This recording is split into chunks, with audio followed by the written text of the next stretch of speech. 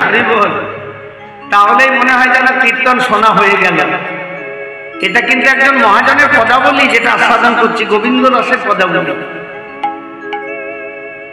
কত সুন্দর প্রত্যেকটা কথা, বলুন দেখি, কি মাধুর্য। এই পদাবলী যদি ঠাকুর ঘরে বসে গান, আপনি সন্দেশ দিলে ভগবানকে পাবেন কিনা বলতে পারছি না, কিন্তু প্রত্যেক দিন যদি ঠাকুর ঘরে মিষ্টি মিষ্টি করে পদাবলী শোনাতে পারেন, একদিন না একদিন ভগবান আপনার পদাবলী শুনতে এসে, অনেক প্রমাণ আছে। যারা পরের পদাবলীর পরের অংশে আমরা যাই, পরের অংশটা আমাদেরকে শিক্ষা দিচ্ছে কি কি আমাদের করণীয়, কি কি আমাদের করা উচিত। মনুষ্য জন্ম লাভ করে মায়েরা প্রত্যেকে মিলিয়ে নেবেন যে এইগুলো আমরা করি কি না, অথচ অবশ্যই করণীয় প্রত্যেকের। প্রত্যেক সনাতন ধর্মী প্রত্যেক দিনের নিত্য কর্ম পদাবলীর এই লাইনটাতে বলা আছে, শ্রবণ কীর্তন শরণ বন্দন পাদ সেবন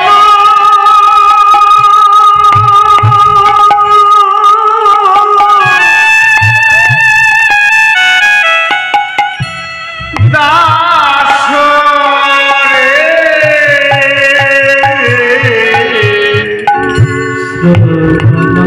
শ্রবণ।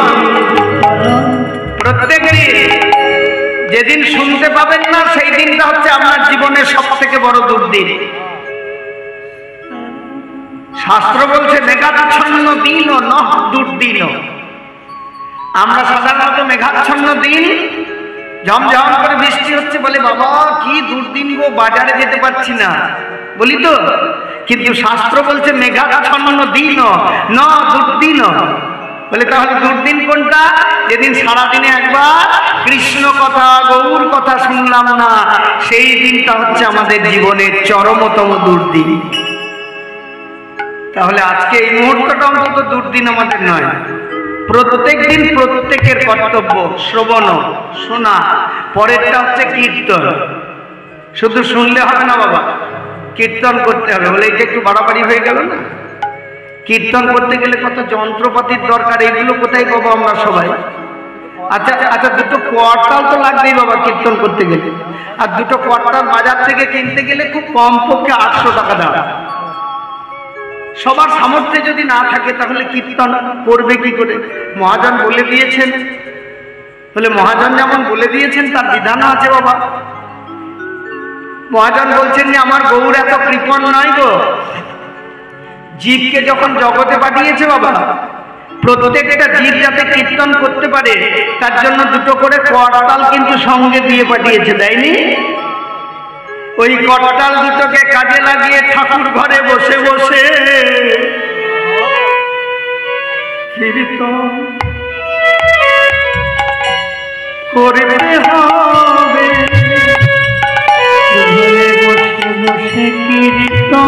প্রত্যেক দিন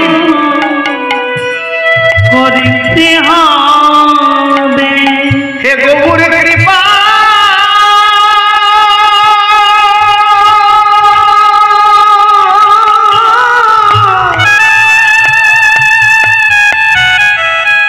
কৃপা করো বলে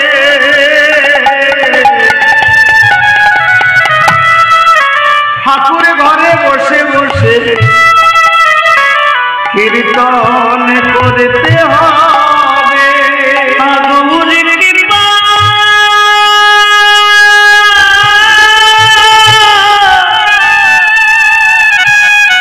করো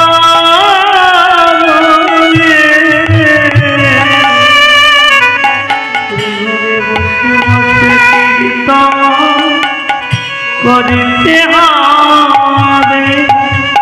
শ্রবণ কীর্তন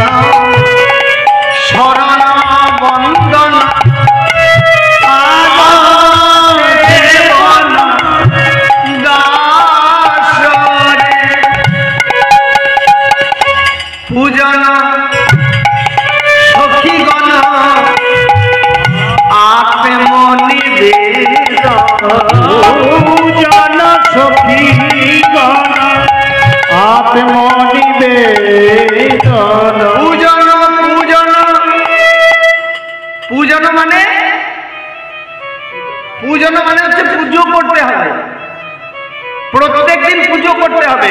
আমরা কীর্তনে আসলে বলি, আচ্ছা কারা কারা পুজো করো হাত তোলো তো দেখি। তখন দেখি মায়েরাই বেশি হাত তোলে। মায়েরা হাত তুলে বলে যে আমরা পুজো করি। বাবাদের হাত কিন্তু কমই ওঠে, বাবারা একটু পুজো পাঠ কম করে, যারা পথে আছে তারা করে, বাকিরা পুজো পাঠ একটু কম করে।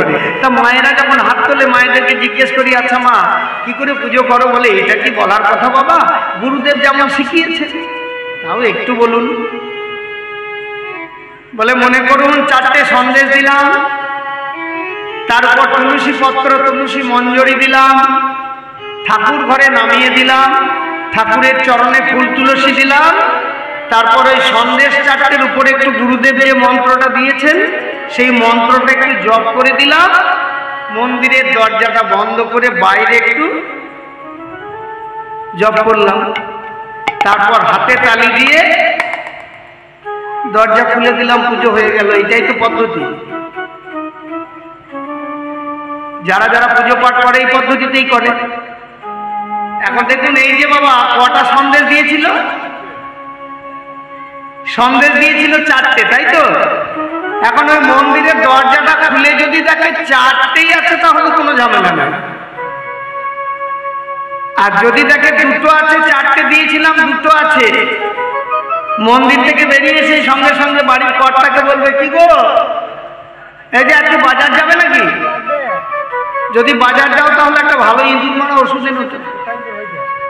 আর বলো না, 4টে সন্দেশ দিলাম ঠাকুর ঘরে, 5 মিনিট বাইরে দাঁড়িয়ে জব করতে করতে দেখি 2টো নাই। কত সংকীর্ণ মন আমাদের, কই ভাবতে তো পারলাম না যে আমি সন্দেশটা যাকে নিবেদন করেছিলাম উনি কৃপাময়, কৃপা করে এসে গ্রহণ করেছে। এত বিশুদ্ধ মন আমাদের নয় তো, যার জন্য তো 4টে দিলে 4টেই থাকে, কোনোদিন খাই না। নরহরি সরকার মুকুন্দ কবিরাজ খাওয়াতে পারে নাই 25 বছর ধরে, মনের মধ্যে সংকীর্ণতা ছিল।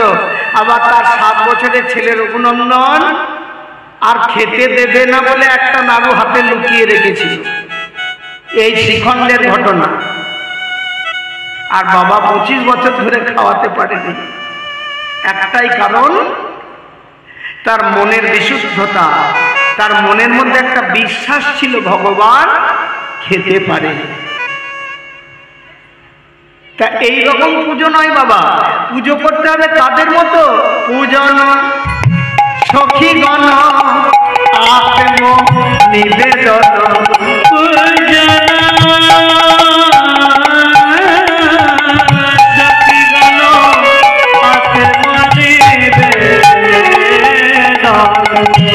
গোবিন্দ দাস অভিলাষী